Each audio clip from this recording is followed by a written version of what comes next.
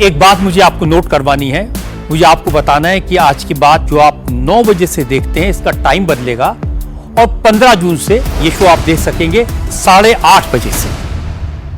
मैं जो आपको कह रहा था कि विदेशों से भी जो उनको बधाई संदेश आ रहे हैं, इसमें से केवल एक पढ़ूंगा आपके लिए, क्योंकि इससे हम वो फिर आगे की बात नेहरू से तुलना वाली बात लेगेसी की कर सकते हैं। Ursula von der Leyen EU commission की प्रेसिडेंट है, जिन्होंने कहा था mother of all deals European Union और भारत के बीच हुई, वो क्या लिख रही हैं आज?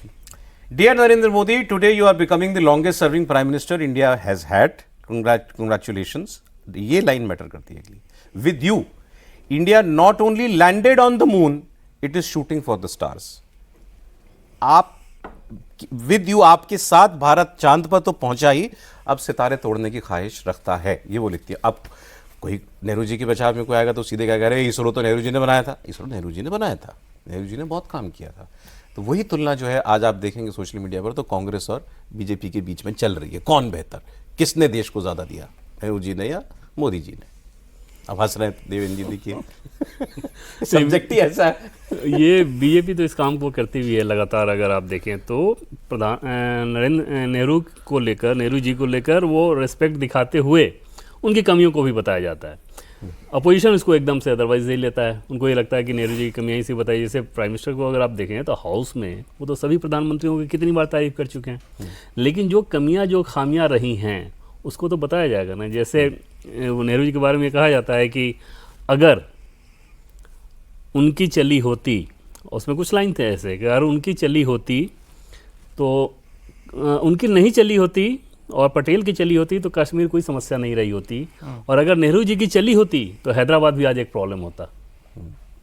ठीक है, तो मान लिया अगर इस तरह की का परिप्रेक्ष्य अगर है और उस बात को कहा जाए या कुछ उनकी किसी पर्टिकुलर चीज़ को लेकर बताया जाए कि हाँ नेहरू जी में ये कमी थी, इसका मतलब ये नहीं है कि ओवरऑल उनकी जो लेगेसी है उसको कोई खारिज कर सकता है या बीजेपी करना चाह रही है। कमियां तो बताती है, उसमें दिखाया जाता है कि हम आज के दिन को इतना बड़ा इवेंट बीजेपी क्यों मना रही है? एनडीए के सारे मुख्यमंत्री, बीजेपी के एनडीए के सारे नेता, केंद्रीय मंत्री सब अभी भारत मंडपम में। प्राइम मिनिस्टर की स्पीच भी अभी थोड़ी देर के अंदर होने वाली है। कांग्रेस कह रही है ये तो गिनती अधूरी है, 1952 से गिनती क्यों करेंगे, नेहरू जी तो 47 से थे प्रधानमंत्री। नहीं, ये इतना बड़ा है सौरभ, और जितना बड़ा आप समझिए उससे ज़्यादा बड़ा है किसी पॉलिटिकल पार्टी के हिसाब से। अगर आप समझें गिनती की बात वो इस लिहाज से कर रहे हैं कि 1947 में जब नेहरू जी बने पीएम पहली बार, तो ऐसा तो था नहीं ना कि वो निर्वाचन के द्वारा आए थे, निर्वाचित हुए थे। वो तो 52 में इलेक्शन हुआ, पहला इलेक्शन, तो वो 5 साल तो आपको प्लेट में सजा के मिल गया। दूसरी चीज़ की देखें कि नेहरू जी को जिस प्रकार से प्रधानमंत्री का पद एक पूरे थाल में सजा के दिया गया, थाल की बात मैं ओवरऑल कह रहा हूँ, जो परिस्थितियाँ भी रहीं कि अंग्रेज छोड़ के गए, गुलामी को लेकर कांग्रेस पार्टी ने प्रोटेस्ट किया, वो रहा, उसमें संघर्ष रहा, गांधी जी किस प्रकार से साथ थे, उन सारी चीज़ों के हिसाब से आप देखें तो सब कुछ एक तरह से तय करके कर दिया कि आप ही होंगे पीएम। दूसरी तरफ नरेंद्र मोदी की अगर तुलना आप करें तो इनके केस में वो चीज़ नहीं था। उनकी अपनी पार्टी के लोग तब नहीं चाह रहे थे। क्या बीजेपी के बड़े बड़े नेता चाह रहे थे क्या तब कि मोदी जी प्रधानमंत्री बन जाए? आप बताइए। अब बीजेपी के जितने नाम, मैं कह रहा हूँ कि नहीं चाह रहे थे, आप जितने नाम उस समय लेकर देख लें, उनका रास्ता लगातार रोकने की कोशिश की जाती थी। उस कंडीशन में वो व्यक्ति एक गुजरात जैसे छोटे से स्टेट, ऐसा भी नहीं था कि उत्तर प्रदेश जैसे राज्य से तुलना करें कि बहुत सांसदों का बड़ा हुजूम हो, जनसंख्या बड़ी हो, गुजरात जैसे छोटे स्टेट से वहाँ पर वो व्यक्ति एक मॉडल खड़ा कर रहे हैं और उस मॉडल को राष्ट्रीय स्तर पर लेकर जा रहे हैं अपने संसाधनों के साथ, अपने लोगों के साथ। ये अपने आप में कितनी बड़ी बात है पॉलिटिकली इसको देखिए तो।